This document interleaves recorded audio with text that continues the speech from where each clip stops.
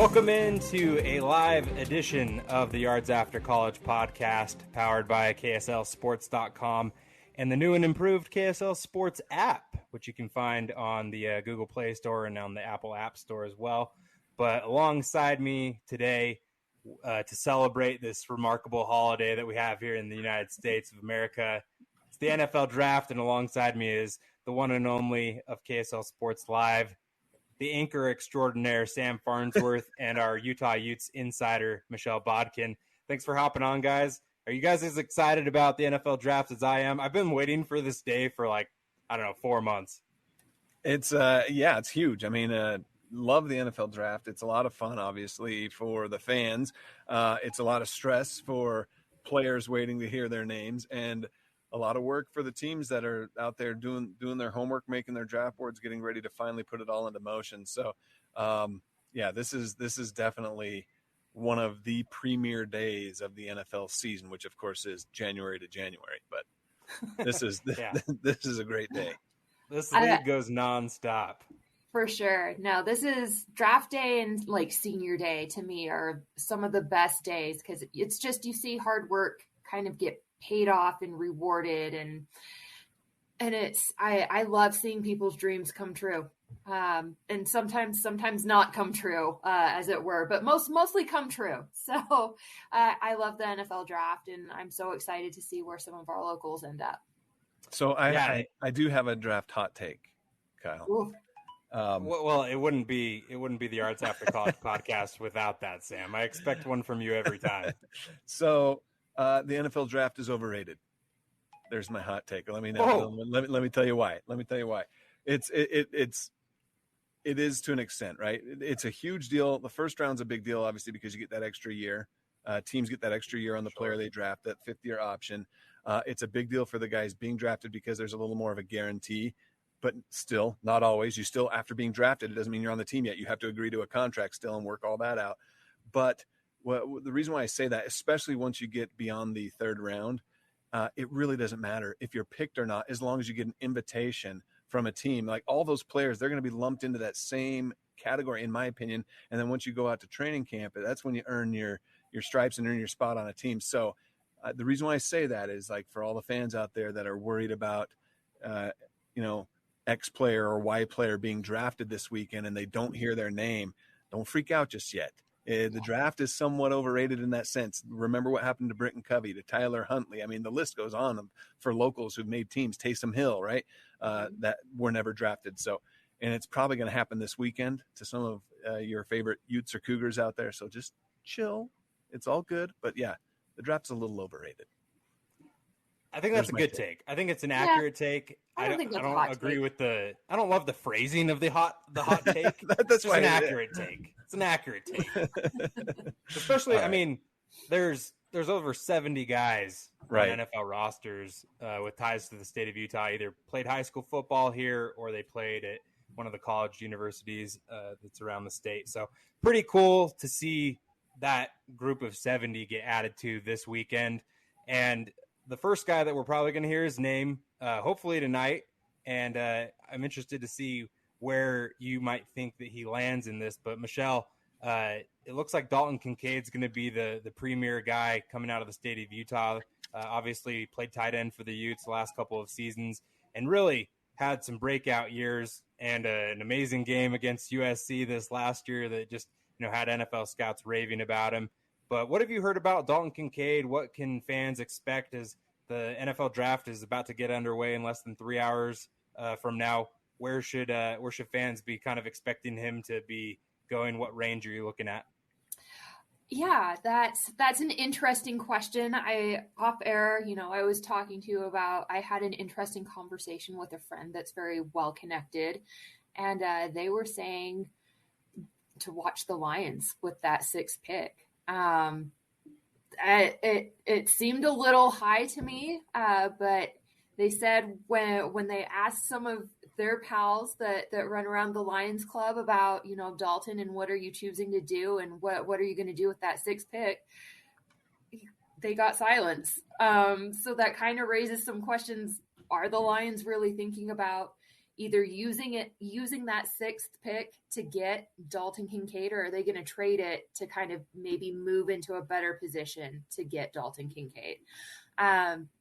Outside of that, kind of, I think what I've been hearing is once we get into the teens, that's really kind of where people think we're going to see movement on them, and really kind of starting with the Packers in that 13th pick, which I would not be angry about. I'm a longtime Packers fan.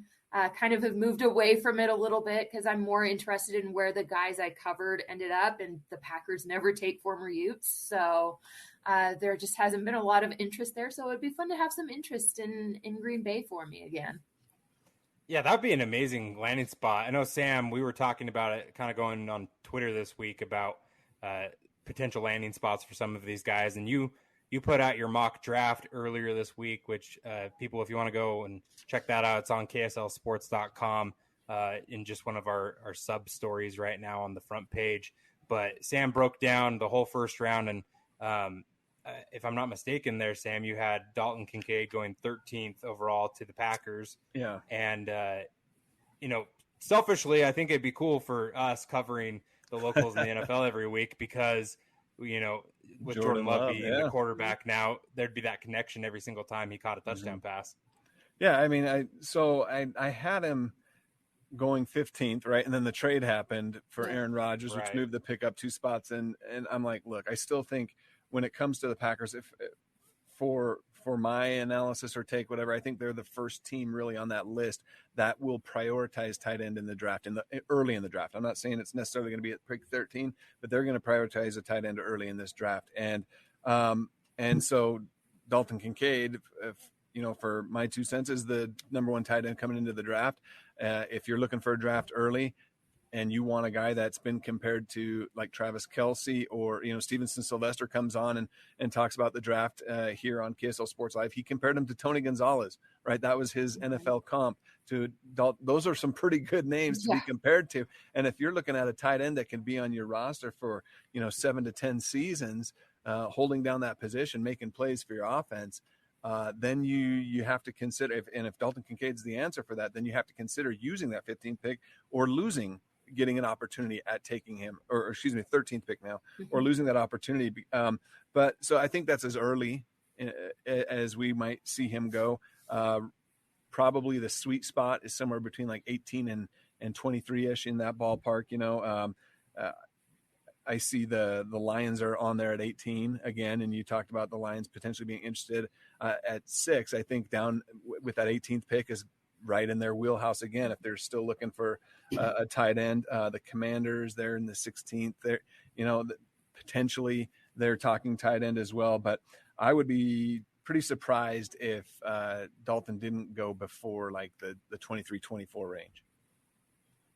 Yeah, I've seen a lot of mocks too where he's going to, I think it's 21 to the Chargers, even like 26 to the Cowboys, 28 to the Bengals. Like I don't think that there's a high likelihood that Dalton slides into the second round. I think that we'll see him definitely go tonight by at least the mid to late 20s there. I mean, there's only 31 picks tonight too. There's 1 fewer pick than normal because the Dolphins forfeit their pick. But I do think that Dalton is the one guy that people can kind of, I don't know if I want to use a Sharpie, but maybe some erasable pen. I don't know. They have those, right? Still? Yeah. And you can put it in that as opposed to pencil. And I think it'd be pretty fun to see that connection with the Packers. So I'm secretly hoping for that. But there are a few other players that we can expect to go this weekend, Michelle. And a handful of them are from the University of Utah. Obviously, Kincaid headlining them.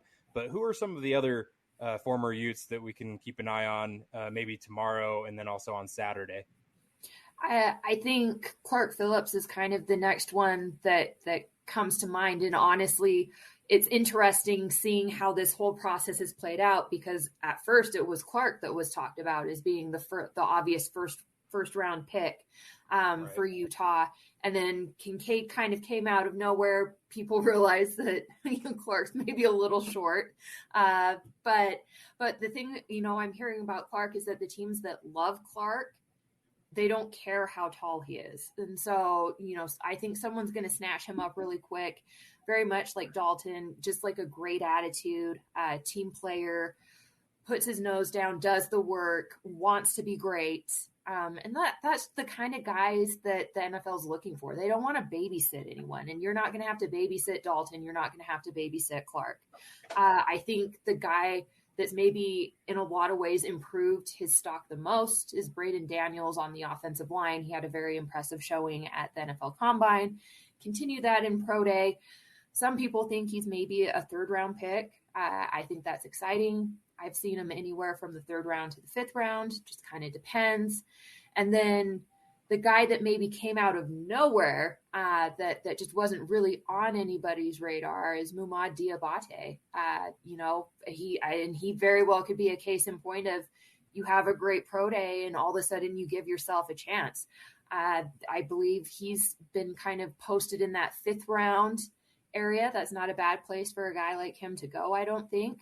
And I thinking about, kind of another different position, but Robert Johnson years ago had a great pro day, was maybe a little bit off the radar, and he got taken in the fifth round by the Tennessee Titans and had a decent career. Was ended a little bit short, but I mean, Mumad could very well put together, a kind of career like that.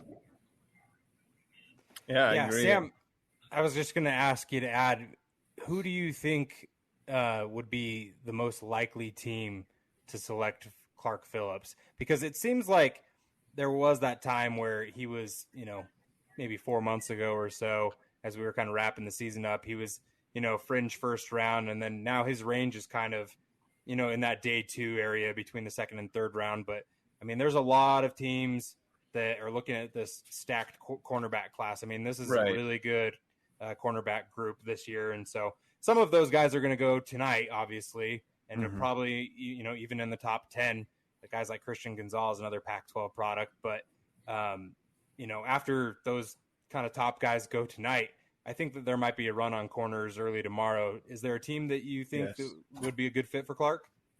There's a handful of teams that come to mind. When I first think of it, you mentioned how deep this cornerback class is. It's pretty impressive. And unfortunately for Clark, that's maybe part of the reason why it's slid, just because there's so many of these. I don't think it has anything to do against Clark's abilities, and Michelle mentioned his size and measurables at the combine. I mean, it is what it is, but every time you pop in the tape and you see him play, it's just like, my goodness, what are we missing here? I mean, there's a reason why the guy's a consensus All-American. There's a reason why, he's been as amazing as he was at the U, and the reason why that he was considered at one point as a first-round prospect, right? He didn't do anything to hurt that status. I think there's just more corners who've risen up as well. So, someone's going to be super happy, I think, by the end of tomorrow's, third round ballpark to the fourth round on day 3. Someone's going to be super happy to get Clark if he's floating around down there, because they're getting a guy who's a first-round talent. So as far as teams go, I looked at the teams that need cornerback, that need to address cornerback in the draft, that may not be or have a cornerback as their top 1 or 2 priorities, because that's about when you start thinking, third and fourth round. Just throwing out a few names, maybe the Cardinals, Colts, and Commanders are the 3 that I kind of came up with. They all should, in my opinion, take a pick or 2 to address the cornerback in this draft. And come late tomorrow, those teams should be looking right at Clark Phillips. You're tuning in right now to a live edition of the Yards After College podcast powered by KSLSports.com. If you're listening right now and you have a question for myself, Sam, or Michelle, you can actually post that in and we can see those comments come in. So if you have any questions about the NFL draft as a whole, just any general questions about tonight or this weekend, or any of the local guys that are going to hear their names called this weekend or even sign a free agent deal on Saturday, I expect there to be a nice number of those contracts that come out, and we'll be busy on Saturday afternoon as well after the draft's even over. But I wanted to move on, and Michelle, I still want your takes on this, but we're going to talk about a rival squad. We're going to talk about a team a little bit south of the University of Utah, and that's BYU. Now, BYU has a group of players that should hear their names called this weekend, or at least is projected right now to hear their names called. I wanted to talk about a couple of guys in particular. Jaron Hall, obviously the quarterback for BYU the last couple of seasons, and then Blake Freeland, who had an outstanding NFL combine, broke the NFL's combine record for offensive linemen in the vertical jump. Just an athletic freak. And a bunch of these guys, it's pretty cool too, because they're not only like college products, but, talking about Jaron and Blake and a couple of these other players that are in this group of guys to talk about this weekend, but they played high school football here too. So like they're totally entrenched in the local scene. But Blake played at Harriman, Jaron played at Maple Mountain, and have continued on to be in the scene here. But it's interesting to me, Sam. We were going kind of back and forth on Mel Kiper's big board earlier today on Twitter, and Jaron wasn't even in his top 10 a couple of days ago. And now I think he's number 8 on Mel's big board. Yeah. But it just shows me like how much this like lying season, right? Like, I mean, even like Jaron, who's not going to be a first round pick, probably isn't even a second round pick, maybe third round to, I don't know, 7th round, 4th to 7th round, somewhere in there is probably where he's going to go. But I think for him, it's more about everybody kind of knows what Jaron isn't, but it's what he is that he can bring to a team. He's not going to be, the biggest guy in the room, but he's an athletic player. He's a smart player. And I think it's going to be about fit with these guys that aren't the first round kind of quarterbacks. It's all about, like Brock Purdy was Mr. Irrelevant last year, and he ended up landing with the 49ers. Injuries set him up, and now he's in a great spot because of it. So it's all about fit. But maybe just could you kind of break down? I know that at the end of your mock, you kind of put some other predictions in for not first round players, but some of these local guys. Where do you Jaron Hall and Blake Freeland ending up? Yeah, so Jaron's super interesting, right? Because a year ago, by the end of the 2021 season, people that I know that are heavily involved with NFL draft and NFL draft analysis, they liked him in round 1 and 2, right? And that was a year ago. He didn't do anything to hurt his status, I don't think, this last year. He didn't do anything really to boost it either, but these other this is just a quarterback-driven class too, though, right? You look at the other names in this class, and again, similar to what we're seeing with Clark Phillips, his name has slid in a bit. I think BYU's win-loss record didn't help. When you're coming off of 2 10-plus win seasons, that's going to boost everyone who's thinking about going to the NFL, and then you have a down year kind of like last year. It hurts a bit. So Jaron going, I think there's a broad range for him. I think 4th round is about when you start to listen for his name, but it could go all the way to undrafted with him even. You know what I mean? So it's super interesting, but I think there's a fit for him. You look at what he's done the last 2 years. His touchdown to interception ratio is outstanding. His completion percentage is amazing. He makes plays with his feet. He's smart. He's able to keep the play alive in the pocket, right, with his feet before he even commits to running. And you look at the tape, it's all there and his arm strength too. Everyone, he's got the things that everyone looks for in a NFL quarterback. Question is fit, just like you said. If you can find the right fit where they're going to have some patience with him, training him, hopefully a good veteran quarterback to mentor him, I think he's got a great opportunity to have a good future in the NFL. So, whichever teams those are, by the time we get to the middle of day 3 that are still looking at quarterback, those are the teams. I didn't really pick any specific, team that I think he would maybe fit at best, but that's about where you'll see him come off the board. Now, Blake Freeland, on the other hand, man, what an NFL combine he had in pro day, right? And just like what Michelle was talking about with Braden Daniels, Freeland did the same thing. His stock really shot because of a great workout at the combine. And so now, Sly even said, late first to mid second round is when you could see Blake go off the board. I think that's probably a little generous, but I wouldn't be surprised if a 2nd or 3rd round pick is used to take Blake Freeland, just because of how freaky athletic he is as a tackle and just the size that he has, right? You talked about his days at Harriman. I see the guys I work with here pull up his old high school tape, and when he was a starting quarterback. Basketball or football? But yeah, well, I mean, they got tape of when he was a starting quarterback, tape of when he was Right. a starting tight end, and he's just long and lean and quick, and now he's this massive, same athleticism, but massive player that can be on the offensive line. And so there's going to be a lot of interest in him. He's going to have to be polished a bit, you know, in the NFL to become a really good NFL blocker. But he's, man, the talent and the ceiling is just unlimited for him. Yeah, no, he's a super exciting prospect, and again, he plays such a critical position too, and so I'm interested to see, you know, how he can use that athleticism at the next level. Because if you're a good tackle in this league, and especially left tackles, I mean, you can make a lot of money, and we've seen how they've been paid in recent years, so that would be pretty fun to see. But there's for me, the four prime positions in the draft. Everything else is just kind of plug holes. But the four prime positions in the draft where you look for franchise cornerstones for a decade, right? A decade fit: tackle, quarterback, cornerback, and a pass rusher.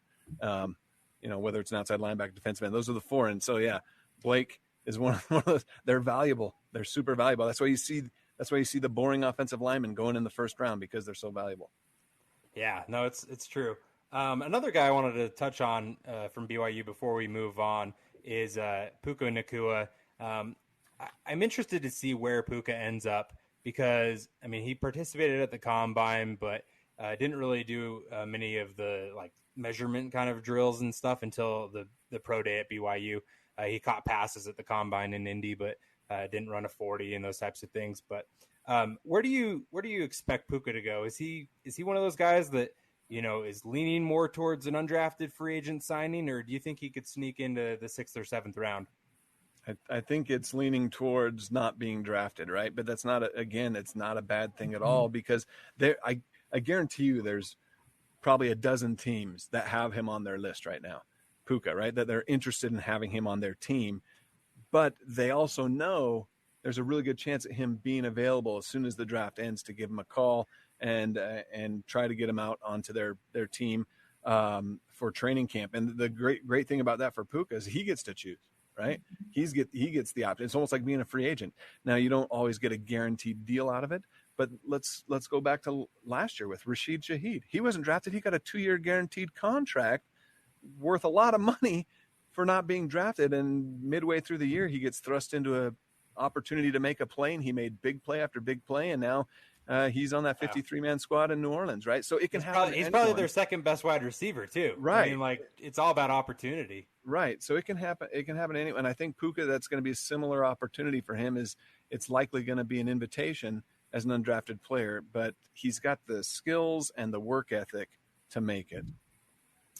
Now, I want to touch on a couple of other players. These aren't guys that played college football in Utah, but they had standout high school careers here and went out of state for the next couple of years to play at some big-time programs. And Michelle, you obviously cover Utah, but you also cover the Pac-12, and I wanted to ask you about a couple of these guys. I know that only one of them here played in the Pac-12, but Sam, this is kind of directed at you as well, but you've got Siaki Ika, who went to LSU, played at Baylor after his high school career at East. You've got Noah Sewell, who went from just being a freak of a player on both offense and defense at Orem to now he's, you know, a standout linebacker at Oregon the last couple of seasons. And then Cameron Latu, who is a standout defensive player at Olympus High, goes to Alabama. They flip him over, make him a tight end, and now he's going to, you know, probably hear his name drafted this weekend. What do you expect from some of these guys, and how have you kind of seen them grow since their high school careers through where they're, you know, are at today, now that they've had, you know, some pretty outstanding college careers as well? I mean, it's interesting because all three of them have been tied to Utah at one point in time. Obviously, that's not where they chose to go or ultimately ended up. Noah is obviously the one I've witnessed and watched a lot more closely, just with him being up at Oregon and Utah, constantly playing Oregon. You know, that Sewell family is just so talented. They're so talented. And it's been a lot of fun seeing these kids kind of grow up and come through all poly, choose whatever college they chose to go to. Most of them were Oregon and then Nevada and then Utah. But I mean, just just so much fun seeing them grow, seeing the potential. Obviously, I think Noah's the last one, if I'm not mistaken. So, a little bit of an end of an era here. But I think he has a future in the NFL. Kid plays hard. To be honest, I mean, he was probably one of the only Oregon players that looked like he still cared 2 years ago when Utah beat the snot out of him in that Pac-12 championship game. I mean, he was still playing like there was a chance to win, and because he was going against his brother. He had family ties on the line in that game. I mean, yes, there is that, but he's just a baller. He's a baller, and NFL teams look at that. Like, they look at that. Game's well over, but are you still playing with pride? And he absolutely did that day. So that's my 2 cents on that one. The other two, I'm a little less familiar with them being in the SEC, but it's exciting to have Utah talked about as a whole, right? Because we have talent not only at the college level by bringing guys in from other places, but we also produce our own talent too that gets exported outward. Yeah, so that's 3 players that you listed off there, Kyle: Siaki Ika, Noah Sewell, and Cam Latu, that played high school football in our state. And as of last week, Utah is the 5th per capita, the 5th most NFL players per capita in this country, right? We produce talent. We might be a small state, but we produce amazing football talent. Then you add that on to all the people who come from out of state but funnel their way through a college here in Utah, whether it's Southern Utah, Weber State, BYU, Utah State, or Utah. There's players from all 5 of those schools at the NFL right now. And so, man, it is amazing. I remember 2 summers ago when I was at the Pac-12 Media Days, I did a story on just all of the Utah grown talent that was playing throughout the Pac-12. And I interviewed several other coaches, and they talked about how, they try to keep it a secret, Utah, because it is a recruiting hotbed now. It's a great place to go find talent. And those are 3 guys that you mentioned. Now, these are 3 guys that are all going to be drafted. Every single one of them are going to be drafted as early as the 2nd round. And so, I mean, I think Ika's got a good chance at going maybe late 2nd round, early 3rd round. Noah Sewell, maybe 3rd to 4th round. But, man, it's just awesome to see. You guys know I moved away for a while. I was in Colorado for more than a decade, and it was hard. Like I wasn't as close to the high school scene here, right? So I didn't follow it as closely. But out there, I was like, how come we don't have more players out of Colorado going to big Division I schools? And that was my thought, Division schools. Now I'm here in Utah. It's like, how many players out of high school do we have that are going to go to the NFL? It's a totally different breeding ground, I guess you can say, for football talent. But man, Utah is just an amazing state for football. No, it's true. It's a really exciting thing to see. I mean, I have a spreadsheet that I track all of the local NFL guys on, and so when they sign with a new team, I go update it, or they move over from the XFL or USFL. I'm like, okay, I got to update my NFL one. And that list, I mean, in the last 3 years, it's just continued to grow. I've had to add more spots into this BYU section, this Utah section expands out here, and pretty cool. And also the high school guys. I mean, there's a dozen or so that are high school players that are now in the NFL. Pretty cool to see. I want to, before we wrap this up, talk about the NFL draft as a whole. Now that we've kind of zeroed in on the local players, but I know that both of you love watching the NFL as much as I do, and I want to know. You've got Matt Glade behind you, I see, Sam, and his team's got the number 1 pick tonight. I know he's excited about that. I'm not so excited about what his team's pick is going to do to my team's pick, but it might benefit your team. Let's just say that. I hope so. We'll find out. I'm interested to see how things shake out tonight, because there's been all of these rumors the last 14 days, and Will Levis goes from being a guy who's going to be taken 19th overall to now he's favored to go 2nd overall. Like, what's the lie? What's not? I want it to be over with so I can have some peace in my life. But I will ask both of you, what's your prediction for like the crazy thing that's going to happen tonight? Just general NFL, like what team do you think is going to make a jump? Like, do the Patriots try and trade in the top 10, or does Seattle try and they have a quarterback already, but do they try and jump up to 2 or 3 to add one of these younger quarterbacks in? I mean, there's so many rumors out there right now. What do you think is the crazy thing that's going to happen? And I'll start with you, Michelle, and then we'll go Sam. I'll stick with my little scoop that I got about the Lions. I'm just so curious. Why was there silence when this was brought up? Why wasn't it like oh no, that's just really ridiculous and silly?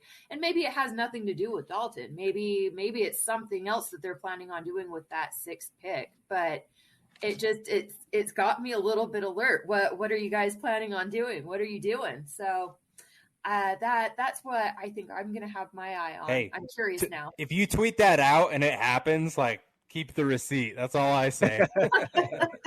No kidding. For sure. I mean, that'd be pretty awesome. Man, this is tough because it feels like what's going to happen in these first few picks. But I'll say this, and it's not that crazy, but I'll say this. I'll say Will Anderson goes top 2. How's that, right? I already have him going 3rd, but so it's not that crazy. But when you look at the Panthers and Texans being very quarterback-needy teams, it'd be kind of a shock if they didn't go for one. But I'll say this about Will Anderson, and I go back to my 4 position players that you can bank on for a decade, like when the Broncos drafted Patrick Surtain II 2 years ago. I mean, he's already all pro. I mean, this is a guy who's going to be a lockdown corner for a decade. Those are hard to come by. You take them if you can get them, right? And I feel like quarterback is still, there's a lot of uncertainty even when you're taking one in the top 2 or 3 picks in the draft, because they have to fit your system, they have to develop, they still have you still don't know what's going through the mind when they're behind center, but there's certain positions out there that are just like, the talent is unquestionable. And that is Will Anderson. That guy is an amazing pass rusher. I think he's going to be amazing in the NFL. And for whoever gets them, they're getting a franchise pass rusher. And so I still feel like he's a top 3 pick, but it's not that crazy, I know, but I'll say he goes top 2. How's that? I like it. I think Will Anderson's a freak. He's going to be really good for 10 years at least. Mm-hmm. He's just one of those guys that's like, he probably would have been the number 1 overall pick had he been able to come out last year. Yeah, he would have been. Yeah, it's pretty crazy that he's probably going to lose like $10 million just because he wasn't able to leave school in time. Like, that's just wild to me. But now, look, if the Panthers take Anthony Richardson, then maybe the Colts. What is it, CJ or Bryce? Who do you want? If it's between CJ and Bryce, I want Bryce. But if, as a Colts fan, we'll see. I hope that it's either CJ Stroud, Bryce Young, or Anthony Richardson. I do not want Will Levis. I'll just leave it at that. I still don't see. I don't know. Whatever. Will Levis is. I don't know. I don't see it. I'll just say that. I don't see it. Well, I don't know if it's going to be crazy. My thing was going to be kind of alluding to that. My crazy prediction is that Bryce Young doesn't go number 1 overall. I just think that there's just a little smoke there. That's all. Mm-hmm. I don't know. And it does go to Matt Glade's team, the Panthers, and they've been kind of like tied to, Bryce Young, then CJ Stroud, now Bryce Young again. And it's like seemed like he was a lock for the last 2 weeks and nothing else. And I'm just like, just seems a little interesting to me. We'll find out though. We're 2 hours and 23 minutes away from the start of the first round. You can catch all the coverage tonight on, I believe it's on NFL Network and ESPN. I don't know if ABC has it tonight, but at least those 2 spots. I'll have an article up on our social media channels in a little bit, but you can go to the homepage of KSLSports.com and see right there how to watch the NFL draft. Got it all broken down for you. Any which way you want to consume the NFL draft, it's right there for you. But make sure that you follow KSLSports.com tonight, KSL Sports Live on Channel 5 here in the state of Utah, all the coverage. And then Michelle's going to have some great stuff to follow up, I'm sure. Michelle, are you going to do your early projection story like you did last year? I always look forward to those ones just because then it gives me my list that I can work on for the next 12 months. It does the work for me. You know what? I really need to go back and actually read that and see how many of them I got right. Because I don't remember. I mean, I just barely started, so it was kind of a whole whirlwind of just having a bunch of stuff thrown at me. So it would be interesting to see how many of those I got right. But yeah, I think now that we're kind of in the quiet season again, like let's throw some names on the wall and see if they stick for next year. Hey, we'll look at that, and then we'll also go back and we'll look at Sam's 2022 mock draft, and we'll compare. We'll see how many each of you guys probably got right. Good. The mock draft stuff is always fun because you're putting it together and you're like, oh yeah, that's like going to be a great fit for them. It's totally going to be one of these teams, and then some random team you didn't even think of. I remember a few years ago when Jordan Love was coming out, I put together this list and I was like, all right, these are all the teams that I could see getting a quarterback. And like Aaron Rodgers is in Green Bay. So I'm like, there's no way that like he's like, that didn't even come to my mind. So I put together a list and I'm like, these are the 14 teams, like almost half the league could take a quarterback and none of them were the Packers. And I was like, so this article, I was like, I clearly don't know what I'm talking about either. So I don't think anyone saw that move coming. That was a really random move on the Packers' part. Yeah, no, super fun. I love the draft for that exact thing, the surprises, and hopefully we get some tonight. But we'll wrap this up. But I want to have everybody know where they can follow you guys. You can follow Michelle on Twitter at BodkinKSL Sports, and then Sam is at Samsworth_KSL. You can also follow each of them on Instagram. They put out some good stuff on the IG as well. But make sure that you follow us on KSLSports.com, KSL Sports app, and we'll have everything for you wrapping up the coverage tonight, KSLSports.com. Everybody have fun.